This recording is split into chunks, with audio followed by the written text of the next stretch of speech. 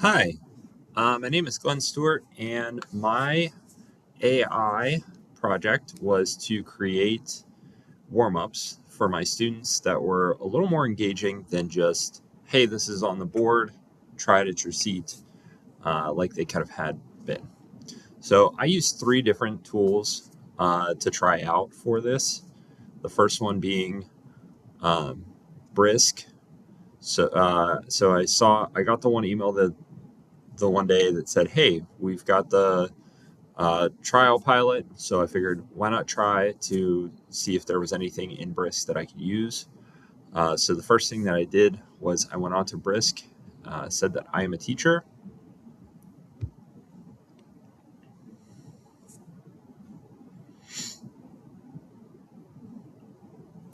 and then I would type in my topic. So I teach geometry. In this case, I would say something like create a warm up for students to solve Pythagorean theorem. Something a little more simple. Next to it gathers some ideas for me, which I thought was really nice. The first couple times that I went down through this, I kind of experimented with pretty much everything. Uh, I looked at the warm up set that they would give me, the presentation, and then I did a quick listen to the podcast that I had them create, which I thought was pretty neat. But I don't know, I feel like one of the better things for students so that I could kind of see and they could get some instant feedback was the whiteboard challenge. So I would go ahead and hit create. This is one that the students um, felt like it was more engaging. So what this is going to do is it's going to create three problems for the students. So at their computers, what I would do is I would go up here and go either to copy student activity link or share with the students. Either one of those would work. I use copy student activity link and I would put that into their Canvas announcement so then they could get on their computers and right away be uh, into this system. If you do the share activity link with students, a lot of students tend to like to use their phones.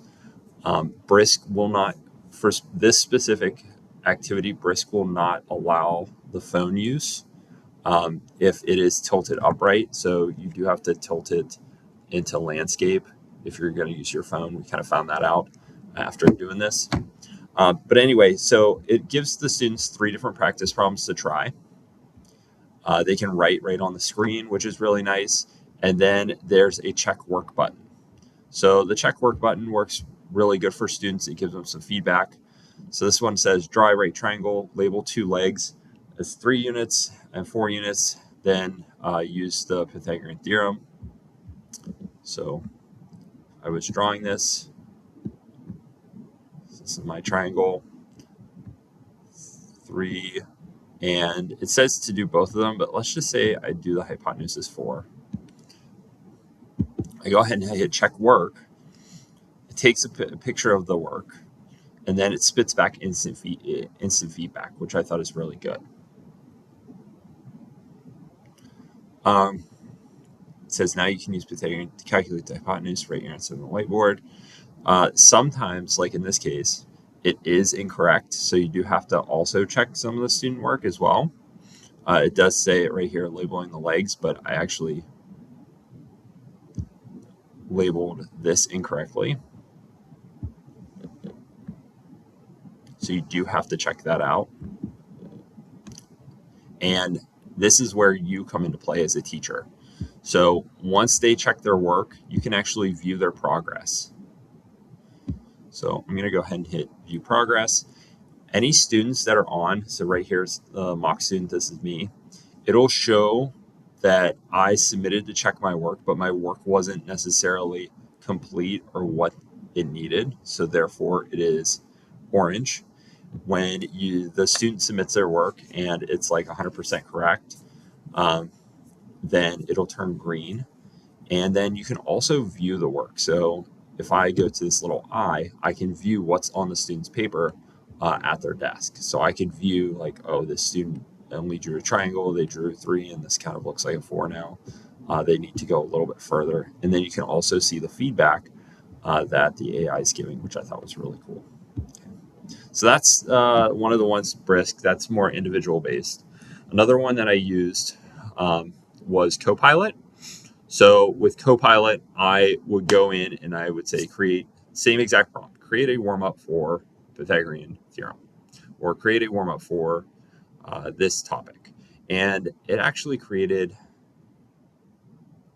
I had this for my unit 6, which was inequality and hinge theorem. And I not only told Brisk create a warm up for, but I also said it came back and it spit back because I know it knows that I enjoy superheroes. Do you want this superhero theme? Do you want me to create an AI superhero? Do you want a theme towards a certain thing? Which I thought was really flexible and really nice. So I said, create an AI superhero. So then it spit out this in a worksheet format. So I could either print this out or I could put it on the board. And it actually tells students that they can work in groups of 2 or 3 and discuss each question before writing your answer. So what I did is I would put this on the board and I'd have students work in groups of 2 or 3 where they only were able to have one whiteboard at their seat in order to do the problems. And then they would all have to kind of work together in order to solve them. So this is more collaborative, which I really enjoyed. I did really enjoy Brisk too, just because it gave me the option to see their work a little more than me kind of trying to maneuver around these rooms because space is pretty tight. Last thing that I tried was Waygrounds. So this is more not necessarily just for a warm-up, but more of a video lesson. So I would try and do some flipped lessons, especially if I wasn't in class that day. And then what I did is I would use Screencastify. I would create a video through Screencastify, and then I would go into Waygrounds. In Waygrounds, let me see if I can pull it up. I think I can. In Waygrounds, you can go to upload, and you can paste in the. So once you go to this is a little more technical because there's more steps. So once you go into Screencastify and create a video, you can upload it into YouTube.